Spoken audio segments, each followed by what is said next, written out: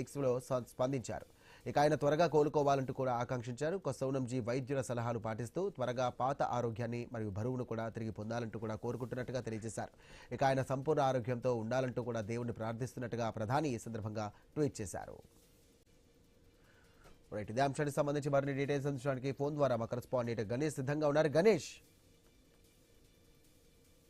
మేదాంత ఆసుపత్రిలో చికిత్స పొందుతున్నటువంటి ప్రముఖ సామాజిక కార్యకర్త సోనం వాంగ్చుక్ గత 26 రోజులుగా చేపట్టినటువంటి నిరాహార దీక్షను ఎట్టకేలకు విరమించారు. కేంద్ర మంత్రులు జేపీ నడ్డా, జితేంద్ర సింగ్లు స్వయంగా ఆసుపత్రికి చేరుకుని వాంగ్చుక్ నిమ్మరసం ఇచ్చి ఆయన దీక్షను విరమింపజేశారు. ఈ పరిణామం దేశవ్యాప్తంగా కూడా విద్యా వ్యవస్థలో ఎవరైతే సంస్కరణలు కోరుకుంటున్నారో వారికి కొంత ఊరటనిచ్చినట్లయింది. ఎందుకంటే ఆందోళన బాటతో దాదాపు గడిచిన 4 రోజుల నుంచి ఢిల్లీ కేంద్రంగా అట్టుడికింది. ఇదే క్రమంలో తాను కూడా ఆసుపత్రిలో నిరాహార దీక్షను కొనసాగిస్తానని చెప్పి వాంగ్చుక్ ప్రకటించి ఆసుపత్రిలో చికిత్సకు కూడా సహకరించకుండా ఆయన నిరాహార దీక్షను కొనసాగిస్తూ వచ్చారు.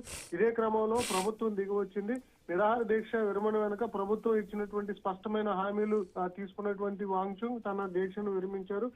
భవిష్యత్తులో అంటే ఇలా నీట్ పేపర్ లీక్ కాకుండా తగిన చర్యలు తీసుకుంటామని చెప్పి హామీ ఇచ్చారు. ఇప్పటికే కేంద్ర విద్యాశాఖ కార్యదర్శిని సస్పెండ్ చేసినట్లుగా వాంగ్చుక్ తెలిపారు.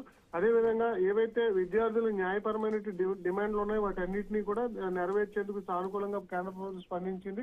ఈ 4 రోజులుగా పలు విద్యార్థుల మీద ఏవైతే పలు కేసులు నమోదయ్యో వాటన్నిటినీ కూడా లేకుండా చేస్తామని చెప్పి హామీ ఇచ్చారు.